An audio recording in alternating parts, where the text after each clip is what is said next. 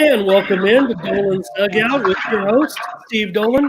I'm Ramon Scott. Steve, we brought along one of our favorite guests this week as we talk sports in San Diego, mostly prep basketball. We're going to talk about the Aztecs and also a little bit of Padres. We're sitting on pins and needles waiting on our Mookie watch. But another week in Dolan'S Dugout, but we're courtside with our undefeated Aztecs. Yes, there we are. It looks like we got the pit behind us. Of course, the Aztecs tomorrow night, Wednesday, 6 p.m. Aztecs play New Mexico in New Mexico. And what's interesting about that, everybody knows the Aztecs are undefeated at 21-0, best start ever in school history. On that court behind you, so to speak, at the pit, New Mexico is 13-0. So something has to give tomorrow night. Either New Mexico's undefeated home streak or the Aztecs' undefeated season. It's going to be interesting. Yeah, we'll touch on that in just a moment. But we brought in Adam Paul, our friend from EC Preps, as our regular guest again this week. Steve, the prep basketball poll came out on Monday, and a little bit of change, a little bit of slip for the Foothills Christian Knights. But I think right at the top, everyone expected the Cathedral Catholic Dons and St. Augustine State Saints at 1 and 2 this week, guys. Yeah, obviously the Francis Parker beating Foothills over at Tiamaca College, where Foothills plays their games, beating them by double digits.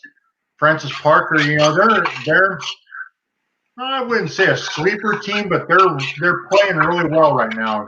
Getting guys back, healthy, eligible, and whatnot. I voted them pretty high the last 3 weeks in my poll. I think I put them fourth. I think if I remember correctly how I voted this week.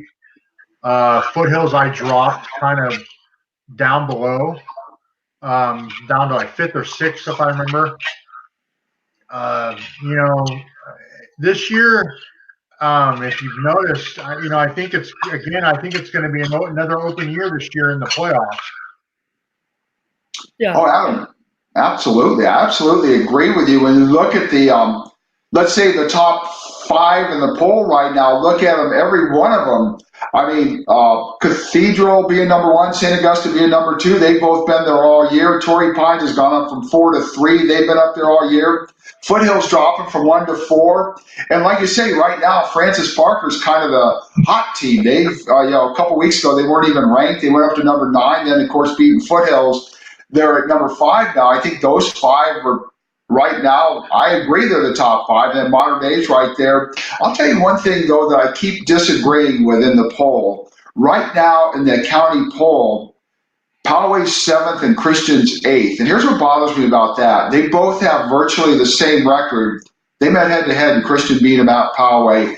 I don't know what else you can say. I mean, I know it's only one place between 7th and 8th, but again, he's same record. You beat him head-to-head. How is Christian rated below Poway? I don't know. I can't get the heads of other voters, but that's the one probably that bugs me the most, really. Yeah, that's such a weird deal, because if you look at the point total,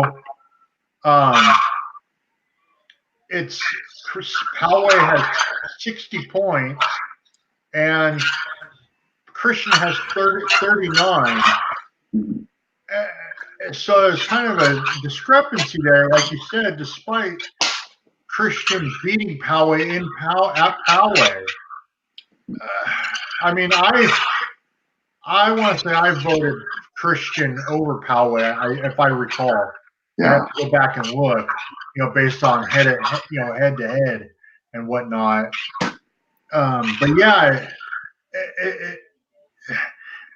looking at the polls, there hasn't been really much movement other than a couple teams early on. And I, too, voted Christian ahead of Poway. You guys talked about Francis Parker, and they are the hottest team in the county, guys. 11 straight victories right now. And, look, it's no fluke. They're not really playing a soft schedule either. No. And that's why if you look at the Max Preps ratings, which, pretty much math-based, I believe they were 3rd in the latest Max Preps rankings. Maybe fourth, but I'm pretty sure they were third. So just goes to show you how hot Chemo and those guys are right now. They are a formidable contender for the Open Division title. There's no doubt about it.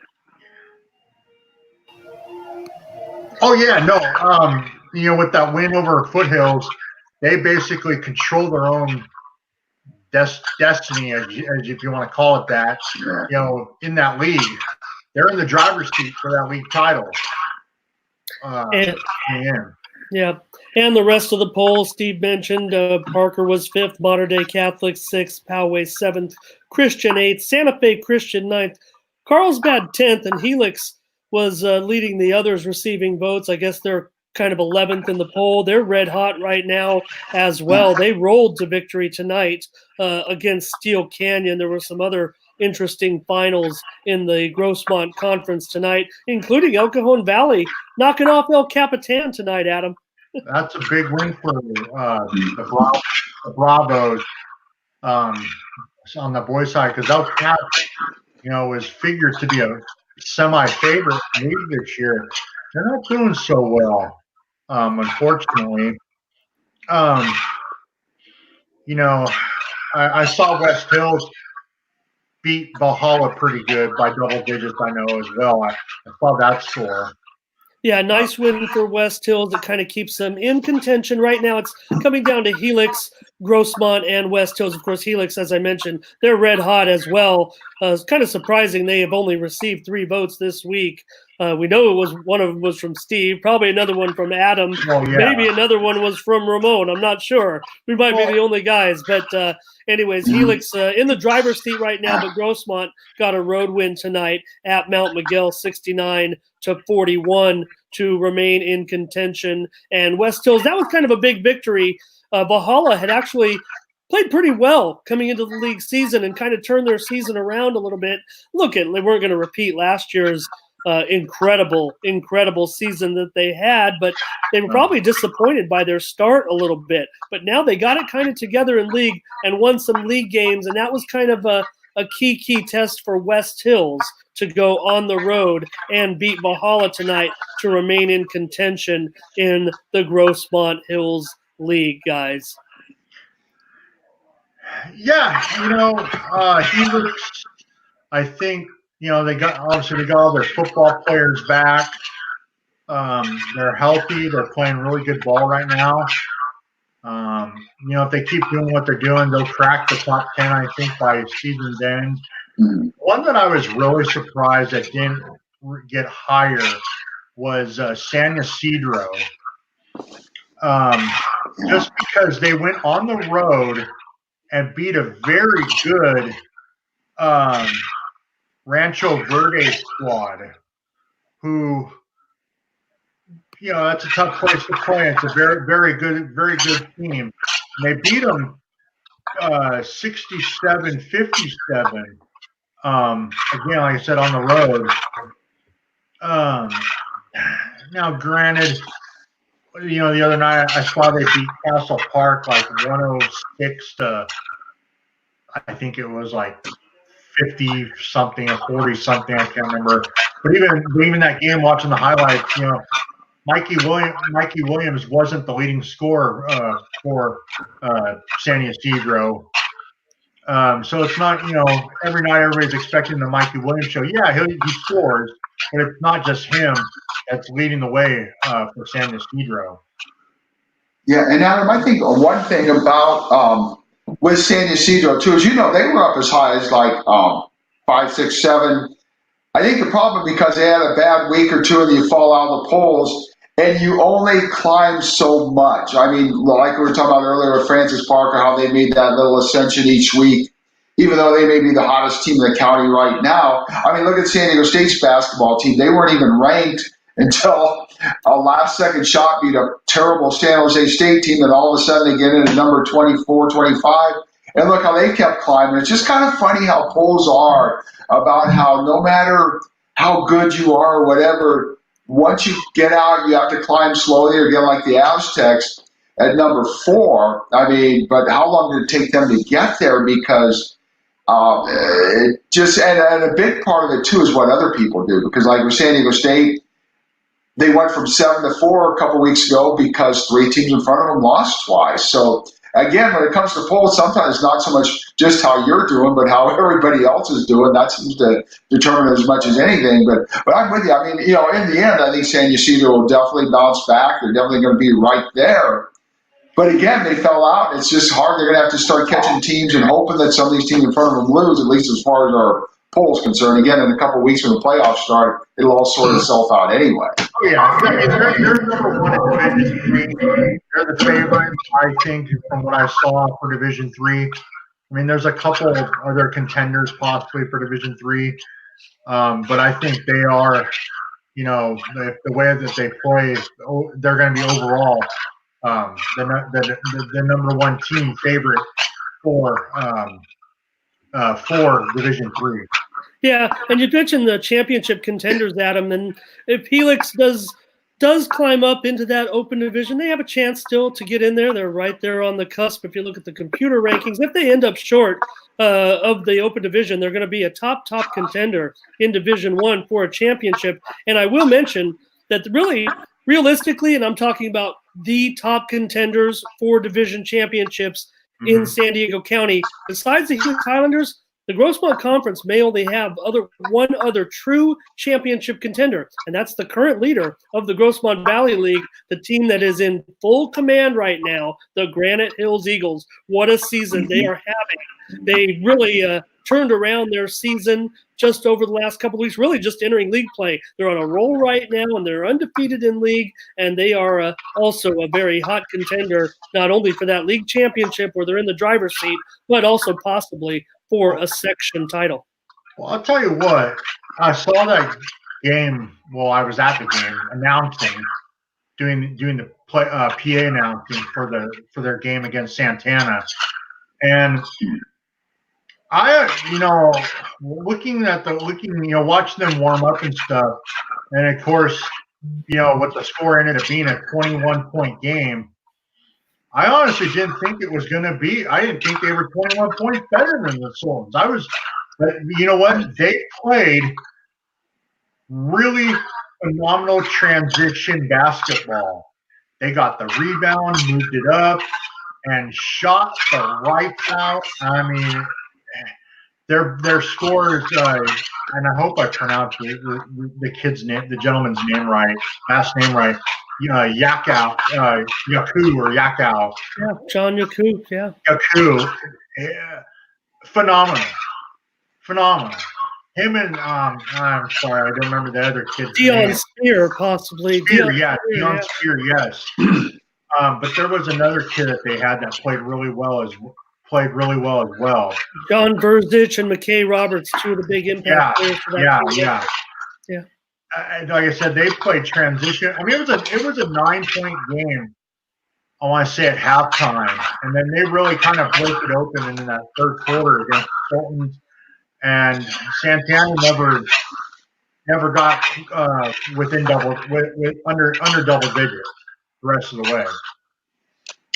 Interesting. Hey guys, while we're on the topic of teams that are hot, I wanted to throw at you a topic that's hot, something we wanted to talk about tonight.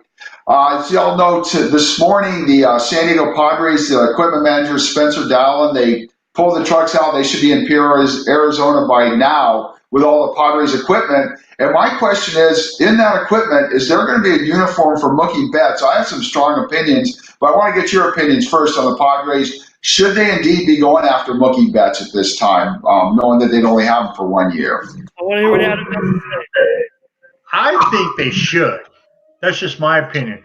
The reason why is that just like when Milwaukee went all in on CC Sabathia in 2008 at the trade deadline, and they knew that they probably weren't going to re-sign him after that season unfortunately ended, but they went all in, and it got them to the playoffs, and it got them renewed respect, and it made them a contender, saying, hey, we're taking this pretty seriously.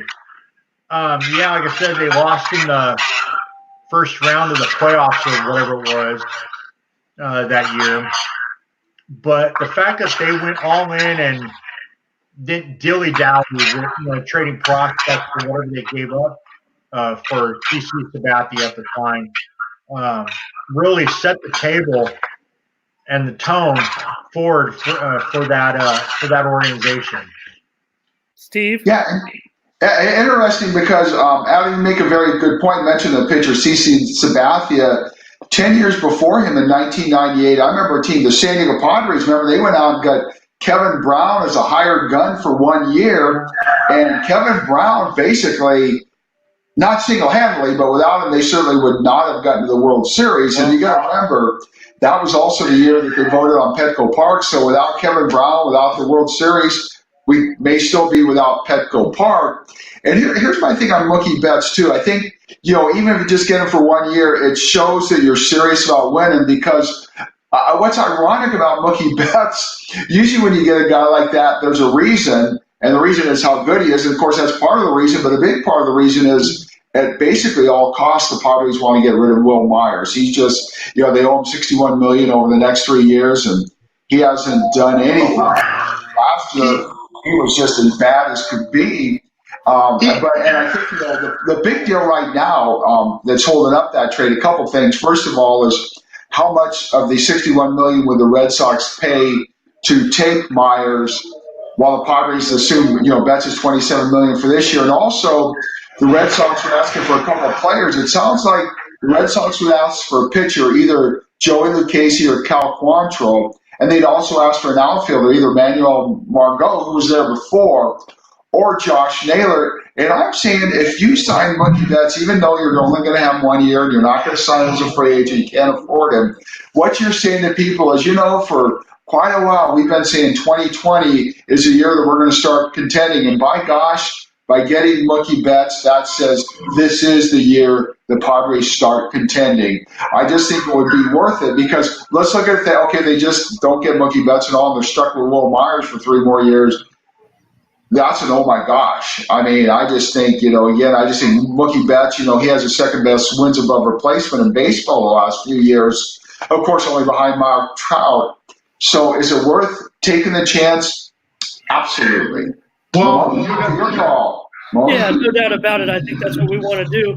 And you mentioned some of the players that could be headed to Boston and, some of the worry on Padres Twitter about, let's not dig into our top-notch farm system. The Padres have kind of a plethora of young talent still in that farm system. They can afford to, use some of these chips, if you will, to make this deal happen. And I don't have a problem with any 4 of those names you mentioned. I think if I had to pick one name that I'd like to keep out of those 4, it'd probably be Cal Quantrill. Like to see him develop and still, see if we can bring to fruition the reason why we drafted him. Lucchese's been great, but Naylor, he probably fits the American League mold a little bit better. And I just think it sounds like a great situation. Not too worried about the 1 year rental. If that's what it turns out to be, we could make a serious run during the season, and things can change.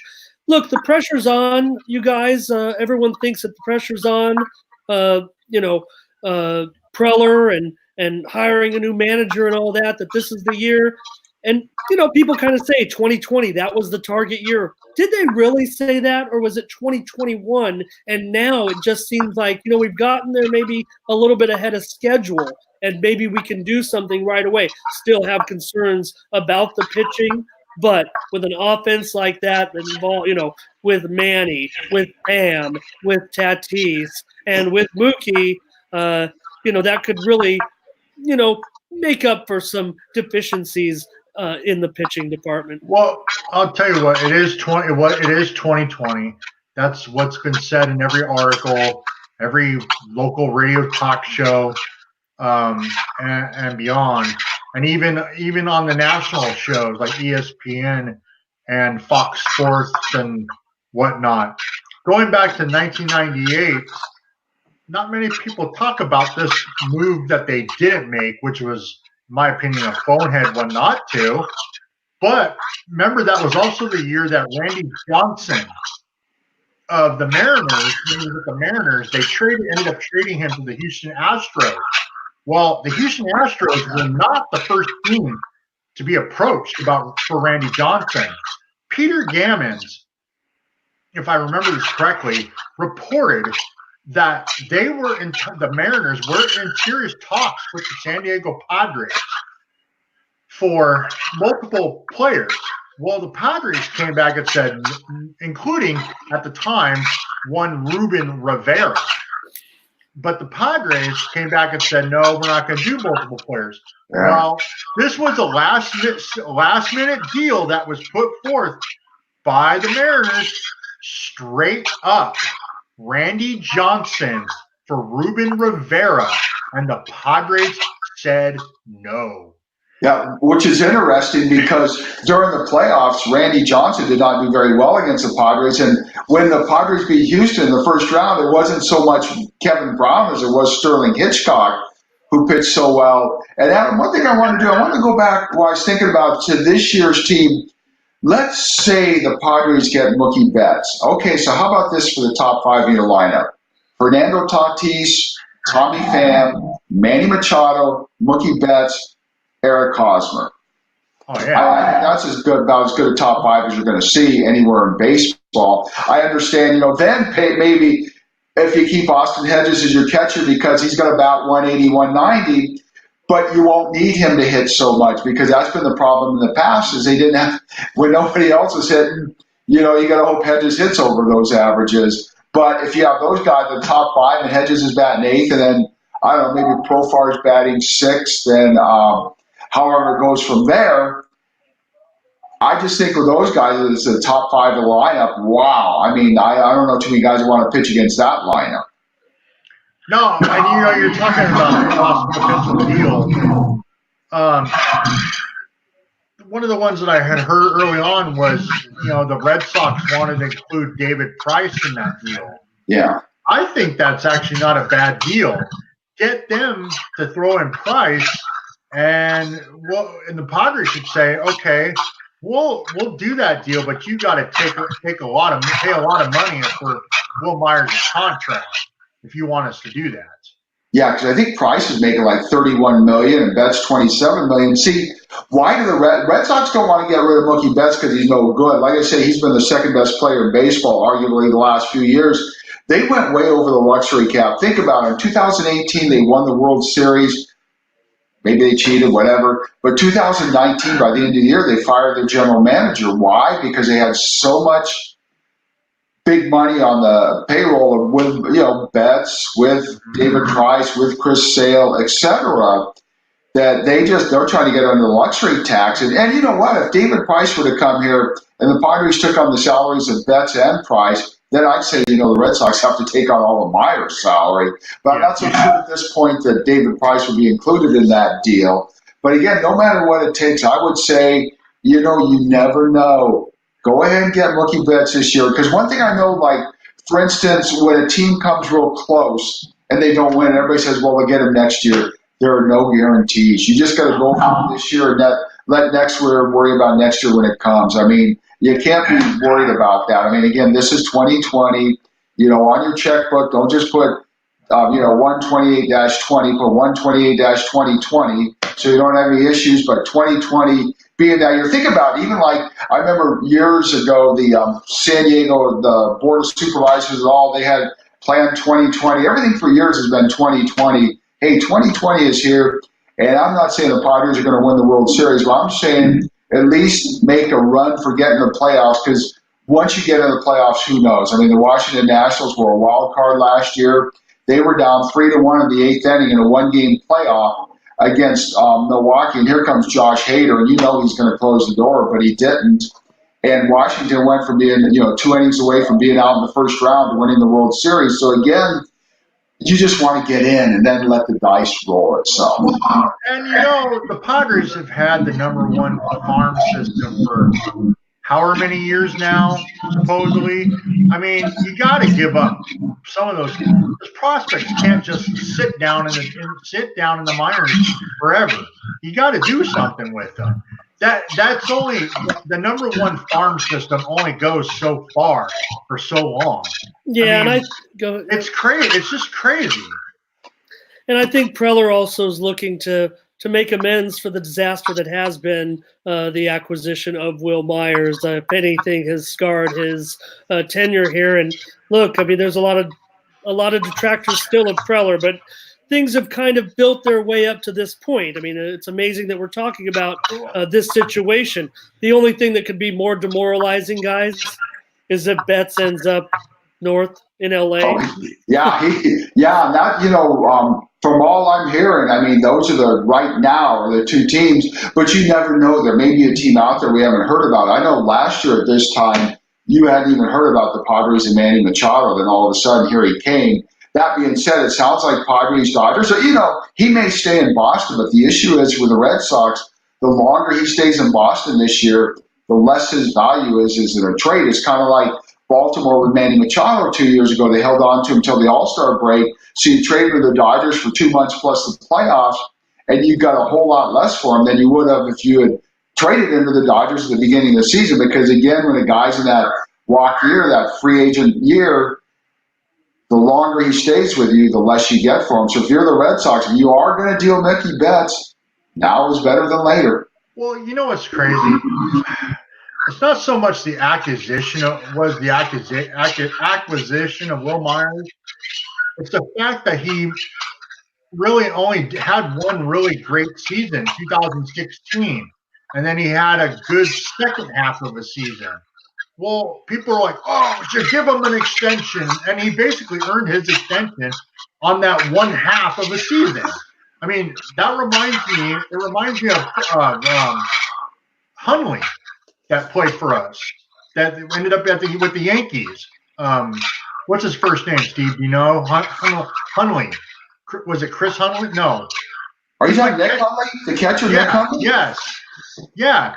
He had a great second half of the season. Everybody's like, sign him to a long-term extension. And I'm like, okay, I was talking about Chase Headley.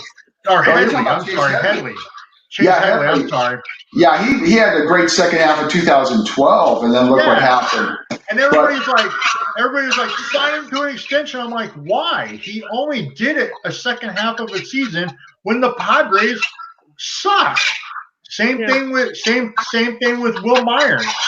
And I don't think the Padres did Will any good by kind of moving him around in his position a little bit. I'm not sure that was beneficial to his development with the organization, but I think a little bit different caliber of player, Myers and Headley. But no truth to the rumor, Adam, that Mookie Betts was seen tonight at Tacos El Gordo complaining about the lack of bowling alleys in the county. We'll see. That's funny. Hey, you know what? We've talked quite a bit about the Padres and the Preps. Of course, again, Moni in the background there has the pit, which is, of course, the home court of University of New Mexico. Like we said earlier, New Mexico's 13-0 at home. San Diego State's 21-0 overall, only undefeated team out of 353 teams in the nation. What do you guys think about tomorrow night? I'm going to start with Ramon, then Adam. What do you guys think about the Aztecs going into the pit tomorrow night? Will it be a pit for them, or will they put a pit into New Mexico? Look, I mean, we talked about it last week, Steve, and you got to start to look at the different scenarios when you go on the road as possible traps for a team like this. But you know what? Things are kind of breaking the Aztecs' way. I mean, look at what's happened here. Sure, New Mexico has won 13 in a row, but Jaquan Lyle, the talented player for New Mexico, looks like he's out for this game. And not only has he been nursing a knee injury over the last 2 games, but breaking news today that, well, Jaquan, didn't make the trip up to Logan, and maybe was getting ready for hosting a party last night. And what happened? The guy got shot at his own at Jaquan's party. So I don't know if it's his knee injury that's going to keep him on the shelf, or a possible suspension or something that's going on here, because that was a really strange story of the Jaquan Lyle's whole career has been a strange story, but they're also missing another big man out of their lineup. So I think it's broken pretty well here for San Diego State, which continues to prove themselves. The game is off the board right now in Las Vegas, but you can expect San Diego State to be probably upwards of a 10-point favorite in the game tomorrow night. And I like them to take care of business. And Adam, look, we're starving for championships here. We just want something good in our lives to happen. We've had some bummer things happen of late. But you know what? Wouldn't it be incredible if somehow, some way, we win this championship with an undefeated record? No team since that 1977 76 Indiana team. Steve, a couple weeks ago when San Diego State wore the Chicago Bulls throwback uniforms, I proposed that they wear the white and red striped pants that Indiana wore in 1976 and try to channel some inner Hoosier in them when they make this undefeated run to a national title. Adam? I'll tell you what, I've been a very harsh critic of the Aztecs. People saying, "Oh, they should be ranked higher," and why is a 3-loss Kansas ranked higher than the Aztecs are undefeated? And I'm like, well, look at who they've played. Aztecs haven't really played anybody other than someone in the preseason schedule. I mean, they're not in a real conference. No offense, but the Mountain West is not a real conference. Well, they were 12 again, same as Kansas and Baylor. Okay, I can see it possibly, but don't get me wrong. I think what it's great for here in San Diego, and I think they should take care of business tomorrow night against the Lobos out there in New Mexico. Because look, the pit is not what it used to be. No, a tough place to play, as you all well know. No. Yeah. Oh, I'm sorry, I didn't mean to interrupt, but I will say I've been to the pit several times back when I used to travel with San Diego State basketball. One thing they do there, I remember one time we went there with Smokey Gaines in the mid-'80s. New Mexico has this thing that their fans stand up, they keep clapping until they score. And one game we were there, San Diego State jumped off to a 12-0 lead, and we went through the media timeout, and all these people are still clapping. And I'm just saying, let them score so these people sit down and shut up, but the pit's that way. It is still a tough place to play, but it's not what it used to be. And hey, one thing I want to warn people about with San Diego State, whether they go undefeated, whatever, until the tournament, really, every game San Diego State plays between now and the Mountain West Conference tournament doesn't matter a whole heck of a lot. Just spoiler alert here for people, for front runners who all of a sudden have jumped on the bandwagon, see San Diego State 21-0. They probably won't win the national championship. 68 teams get in, 67 teams don't win it. If they do, great. But spoiler alert, don't be upset if they get like to the Sweet 16 and Elite 8 and lose, because all of a sudden, once you get past that first or second round, you're going to be playing the Blue Bloods. I mean, you're going to be playing the Dukes, the Kansases, the Kentuckys, even though they're down a little bit this year, Florida State, even though they lost tonight, maybe Gonzaga. So it's going to get tougher and tougher as time goes on. Because one thing about the Mountain West, Adam, I mean, you're right. I mean, the Mountain West is down year. When you look at the polls, San Diego State is number 4. There's not even another team in the Mountain West getting one vote under others. And the others runs about probably 15 deep. So it's probably like 40 teams that are mentioned, and nobody else does. But the one team I will say for San Diego State to watch out for, even though it's at home, if the Aztecs win at New Mexico, Utah State comes here Saturday night. They were supposed to win the Mountain West. The preseason poll had them as a unanimous pick. Now, what's happened to them, I don't know, but they are capable. So if San Diego State beats New Mexico, again, spoiler alert, people, they could lose at home to Utah State. Because here's what I'm afraid of, is if and when San Diego State loses a game, you're going to hear this going, oh, no, they lost. Hey, it's probably going to happen. It's happened to 352 of the 353 teams in Division I. So for the front runners, if San Diego State does lose, the world's not going to end, and as Andy would say, the sun will come out tomorrow. Well, I'll tell you what, I mean, they're number one in that net rating or whatever that the new thing is. And I heard an interview. Oh, I want to say it was within the last couple of weeks on one of the local radio shows with the guy from the NC2A tournament committee. He was actually on his way down here. Yeah. With, some of the other people for whatever game that was on a Wednesday night. Wyoming, yeah. Yeah, Wyoming. And one of the questions posed to him was, well, okay, let's say Aztec finished undefeated and Gonzaga doesn't lose another game. That's a one-loss Gonzaga team. Who do you what do you go by? Do you go by the poll or the net or what? Because they were talking about the potential number one seed out here in the West. And yeah, well, I think those net ratings, Adam, were designed for the NCAA to help in their seeding, and that they were going to kind of refer to those. And that's kind of a worry. Steve and I talked about it last week that, Steve kind of said that maybe San Diego State would get lucky and get a number 2 seed out west. My fear, and Steve kind of calmed me down a little bit, was that they'd get shipped out as a number 1 seed to the East region. And there's a problem. I'm sorry to interrupt, Adam, but there's a problem. You said East region.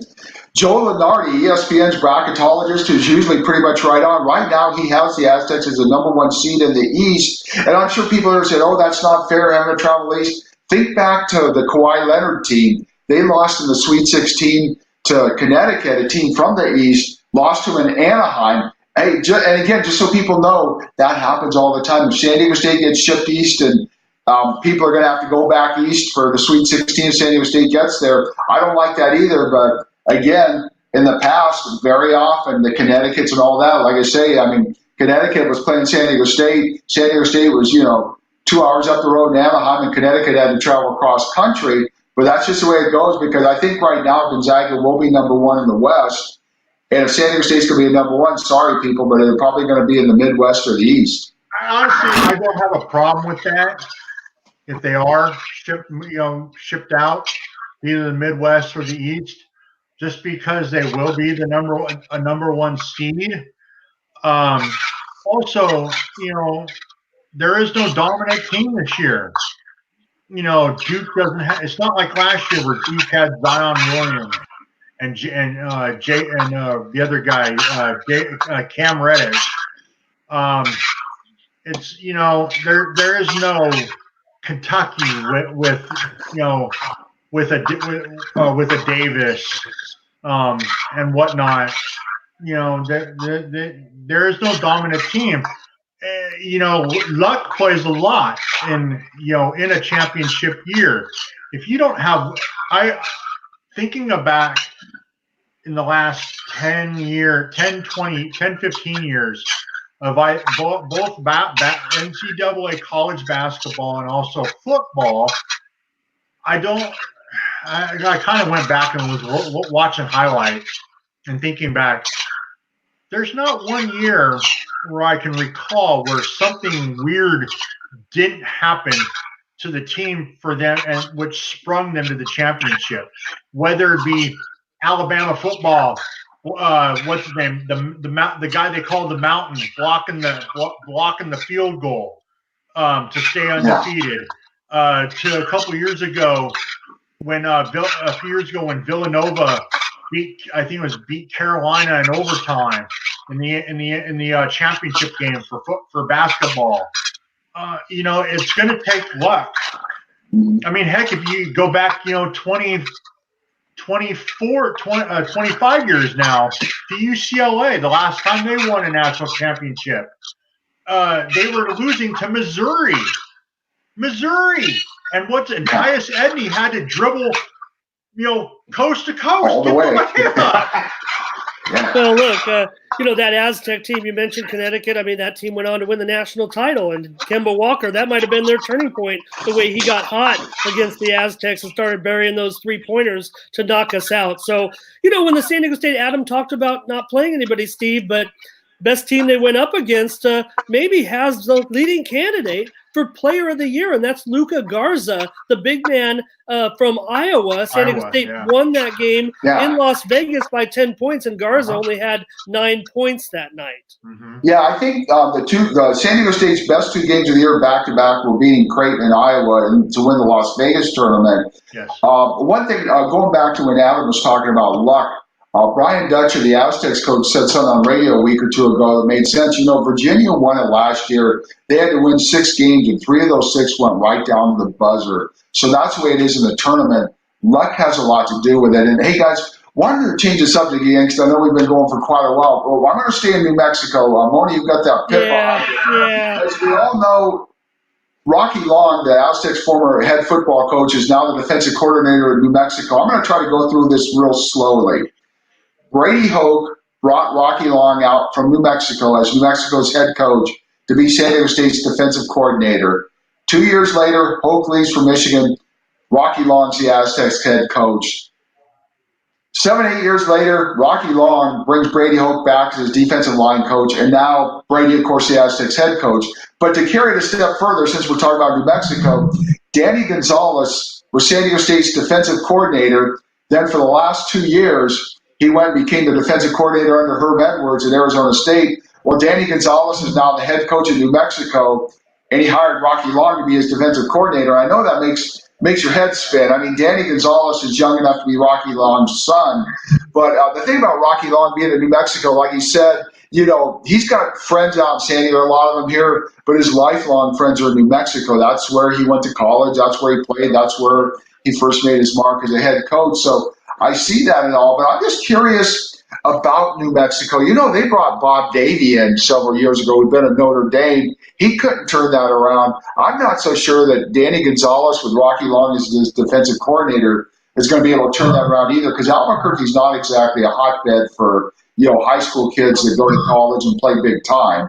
I just don't know that New Mexico. I think they'll be better, but I don't think they'll ever be up there with Boise State or even San Diego State or even Utah State. Adam, it looks like you have a thought on that. Yeah, because you mentioned Bob Davie. Being a lifelong Notre Dame fan, I know about Bob Davie very well.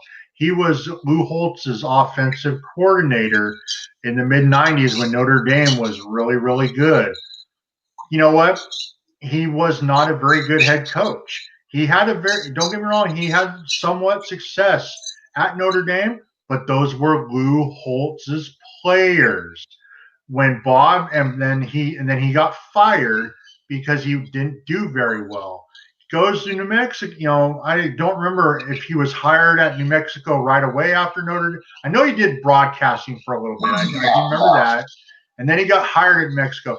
Well, it's exactly what happened with Chuck Long and San Diego State. Yeah, I know. Trust me. Also, again, I'm a huge Notre Dame Oklahoma fan because I have relatives that are from Oklahoma and whatnot. And everybody in Oklahoma couldn't wait to get rid of Chuck Long. They were so thrilled when he left for San Diego State. And look what he did at San Diego State. Nothing. Zero. Zilch. Nothing at all. He was not a very good head coach, just like Bob Davie was not a very good head coach. I think Danny Gonzalez, now time will tell whether or not Danny Gonzalez is can be a good head coach, but I think he did it smart by was able to convince Rocky Long to come back. Because I don't know what the relationship was, but remember, Rocky Long left New Mexico because he was not happy with the administration there. So obviously something changed. Changed that, Rocky Long was able, said, okay, I'll come back and be the defensive coordinator. Yeah, I just think, it's obviously a different administration, all that. And the funny thing about Rocky Long is 2 times he's quit being a head coach, basically fired himself, so to speak. Nobody told him to leave. But again, his thing is, knowing Rocky, he, as well documented, he does not like what comes with being a head coach. He loves coaching football, but he doesn't like all the administrative stuff, having to deal with the media stuff all the time and all. all that stuff to him is, kind of nonsense. He just wants to coach football, and that's what he'll be able to do there now as their defensive coordinator. And, he's obviously going to be a good one. I mean, if he was also offered the defensive coordinator here at San Diego State, but I think, again, he wanted, going back home literally to New Mexico, and also I think he just probably feels like, it'd be kind of weird for him to go from head coach to Brady's defensive coordinator. That would be kind of a strange one. Yeah. I mean, 'cause, when he became the head coach, that was because Brady left. But to go from head coach to defensive coordinator for a guy who went from defensive line coach to head coach, that's just kind of weird. I don't know. Yeah, this looks like a personal decision for Rocky, and I think that all I would say is thank you. Thank you, Rocky Long. Thank you for taking us, to what's going to be a new stadium down the road. I know he didn't have, there's been talk about even throwing his name on the new stadium, but just thank you to Rocky Long and good luck to him. And it just looks like a personal decision. He's in the twilight of his career. I don't even know if it was a personal decision. And I'm going to throw this out here because reading all the reports, reading all the, talking to some people I know back east at Syracuse, he really did make a phone call to, what's his name? Dino Babers, yeah. Babers at Syracuse. That was a serious deal. People are like, oh, no, it wasn't, blah, blah, blah. That was just, what's his name, throwing out, rumors and whatnot. I'm like, I don't think so, because I talked to a couple of people I know who are Syracuse alumni. They are football guys. And they said, yeah. I think he got mad that, what's his name, the AD. Or John David Wicker. Yeah, Wicker basically said, look, we need to make a change at offensive coordinator. Yeah. And I get Rocky Long. I get he's loyal, but you know what? You have to evolve. And we were not evolving. I mean, heck, as you know now, Jack Sears, he's not coming to San Diego State anymore. Yeah. And there's still mystery as the reason why. Now, supposedly, all the coordinators, all the coaches have been named or are in place.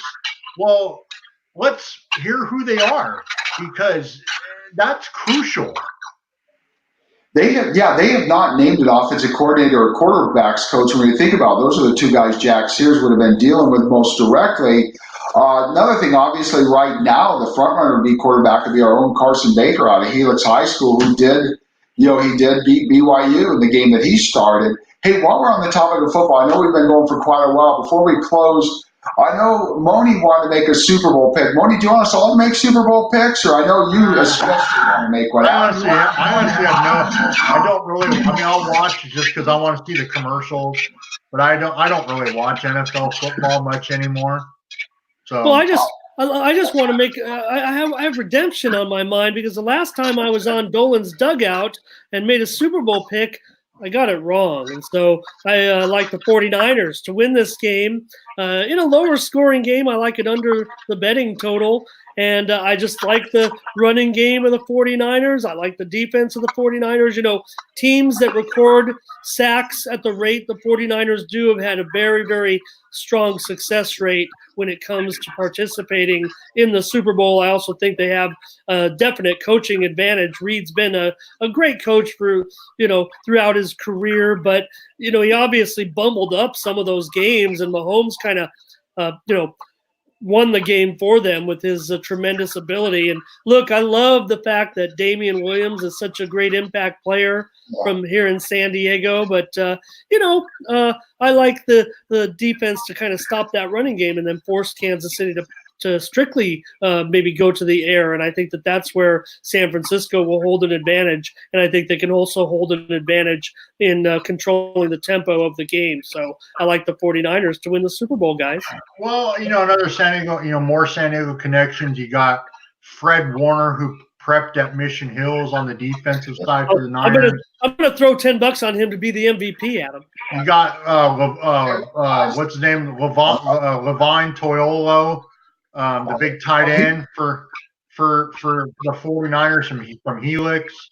Yeah. I mean, so there's a lot. That's great. We have the San Diego connections here. I think it's going to be a great. I honestly think it's going to be. Hopefully, it's going to be one of the better Super Bowls. Not that last year's game wasn't boring. I mean, it was 13-3, so that was pretty interesting. Yeah, I know. I mean, but yeah, it was okay. The intrigue, something different. Yeah, I liked it. I didn't mind it. I think it's going to be a good game. I want to see the commercials. Of course, I'll be at work for the first couple hours of the game, so I'll be listening probably on the radio, on my phone, and then I'll come home. I'll watch the commercials later that night. Plus, I want to see what movies are coming out because I'll have all the movie trailers. But no, I think it's gonna be a really good game. What is Kansas City still the favorite? What are the odds? I was going to ask Ramon that because I want to, if I could, I didn't make my pick yet. Now, Ramon, you're going to disagree with me. I'm picking the Chiefs 27-24. So at 27-24, 51, you mentioned the game's going to go under the total. So what are the odds right now? Who's favored and what's the over-under? Yeah, right now Kansas City is between a 1 and a 1.5 point favorite. The odds makers are kind of expecting the 49er money to come in late and possibly even up these odds. No game has really gone off as a true pick 'em. Even the New England-Seattle game, which was supposed to be very, very close, was not a true pick 'em when that game went off. But, Steve, that would also be under the total, even though that this total opened, lower in about the 51.5 to 52 range. We've seen the total rise as high as 55 and has now gone back down to 54.5. And they're expecting the sharp money to actually kind of bring that back a little bit. I don't know how sharp money can outweigh the public money. I think most of the public would expect this to be, even with San Francisco's somewhat pedestrian offense. I think people are expecting points in this game. I think a lot's been made of, Jimmy G's low passing totals over the last two playoff games. But remember, he did have, 10 games this season where he threw for over 250 yards. So, and Jimmy G's winning percentage is tremendous. And get this, Steve, Jimmy G has a 21-4 record against the spread as a starting quarterback. Wow. I got to remember that before. Wow. Hey, let me ask you something. You said when the sharp money comes in, explain to those who don't know, what exactly is the sharp money that comes in late? Yeah, the sharp money, Steve, sharp with a P. Usually that's when you have bigger wagers that are against the public opinion. Usually you're looking for a situation where the public might be weighing in on one side. Now, this game is no greater than 55-45 as far as one way or the other. It might even be closer than that. But for example, if you have a game where 2/3 of the public is on one particular team, but enough money has come in to make the other team, the line might move that way. So say the public is betting on a team that's a 7-point favorite, but all of a sudden the line goes down to 6, and you're like, why did this happen? 2/3 of the public likes the team that was -7. Now they're down to -6. Well, that usually that's an indicator of sharp money or expert opinion that the bookmakers aren't necessarily responding to the amount of money on their books, but to the opinions of bettors that they respect. Oh, okay. So then, Shane, I know we're going to conclude our show here. So, Moni, we'll hold you to it. We'll be back next week again, of course, here on Dolan'S Dugout. Hold to it to you. And Adam, I know you got to go, but No. You reminded me of something, Moni. Yeah. I just want to hold him. All I'm going to say is we're going to hold him to 49ers and under the total. And Adam, it's your floor. No, I was just going to say you were talking about the odds. I was watching Sports Center the other night, and they had the on the ticker the odds to win the national championship for basketball. Yeah. And they had SDSU at 40-1 odds. I'm like, wow, that's almost tempting. Yeah. It's come down, though. It's come down to 18, I think, last time I saw. Okay. In fact, guys, I just took some on SDSU this week at 25-1. Okay. To me, that's a great hedging opportunity because they don't necessarily have to get to the national championship for you to get that return on investment, because once they get into probably not the Sweet 16, but if they can get into the Elite 8 at 25-1 odds, Steve, you could start to take some money back and make some wagers on the other team that they play in that game and guarantee yourself a little profit there. Say you put $100 on San Diego State to win $2,500. Well, if they get to a point where they just have 3 games to go, you could put a couple of $100 on the other team, knowing that if the Aztecs win, your chances of cashing that $2,500 is going to go up. It's going to cost you a couple $100 to get there, but you can lock in a profit, even somewhere close to the $1,000 range if you keep that hedging strategy through the last 2 or 3 games of the season. One last thing I had for you, Steve, I wanted to talk about, and then we'll get on out of here. But Major League Baseball this week announced that umpires will be wearing mics this year, and when they take off that headset, that when the guy comes out, he looks like he's selling hot dogs, but he's got headsets in there. They put on the headsets. Everyone in the ballpark's wondering what's going on. You, Mud, Don, you don't even know what's going on. Sometimes subjective as to trying to figure out some of these rulings. But now they're going to click on a mic like a professional football referee and give us an explanation. How's that going to work, brother? Oh, gonna love it. I mean, first of all, they're saying it may not be right when the season starts. They get some bugs to work out, and then it'll be the crew chief. They'll explain it. But I'll tell you something, though. Working with Mark Grant, Mark and Don Orsillo last year were voted as the top announcers in Major League Baseball. I'm fortunate to sit next to them each night. And I know it used to, Mark would even say it on the air, it would just drive him nuts because they'd show up players like, are they saying the guy slid too hard, the Utley rule, or are they looking to see if the guy pulled his foot? What are they looking at? And that would be a problem. And even then they call him safe route. You'd say, okay, safe route, but why? I don't know. We didn't know what they were looking at. So it'll at least, for those of us who are watching it on TV or at the ballpark, come on, it's the information age. It's 2020. Let's let people know what are we looking at here. Because, again, there's sometimes where you don't even know until after the game. The media will ask the manager, and sometimes the manager will be like, I don't know for sure. The other team challenged, and I don't know. So let's get it out there. Let us know what's going on. Because, I know that frustrated Mark Grant a lot and Don Orsillo too. And again, obviously, the viewers on TV, the people in the ballpark, we need to know. It's not that hard. The NFL does it. The NBA does it. And again, you don't have to give a detailed explanation. Just, we're looking to see whether Adam Paul pulled his foot at second base or whether Ramon Scott was out of the baseline when he slid into him. That's what we're looking at. And Adam, in typical Major League Baseball fashion, what Steve told us right there, they got 30 games in the exhibition season, and they play them in nice stadiums, and they still aren't going to be able to work that out for the first game of the season. That's just typical of baseball. It's kind of like when I was at Grossmont College Radio, KGFN, back in the early 2000s, and Chris Davis and I were one of the first people to broadcast high school football on the radio. Well, we had external mic or clip-on mics, like what Major League Baseball is going to use. We gave them to the high school officials, and we asked them, like, hey, would you be willing to wear this and do what the NFL? And all the officials were like, yeah. So we got the kinks out of it after the first game, and everybody loved it because, you're sitting up in the stands. It's like, okay, what are they calling?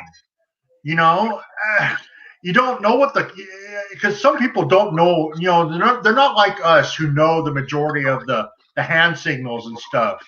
Well, why was that a penalty, or why, what happened there?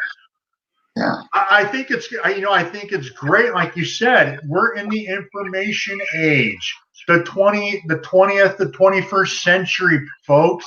You need to evolve, and I think Major League Baseball is on. Is in the going the right direction. Take us out of here, Steve.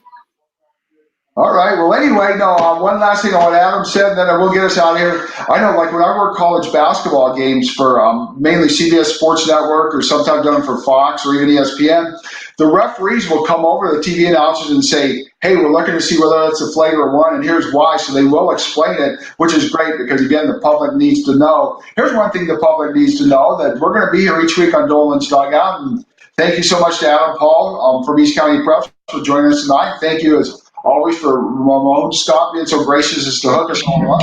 And look forward to being with you next week. And by then, we're going to hold Moni, we're going to hold his feet to the fire on his Super Bowl picks.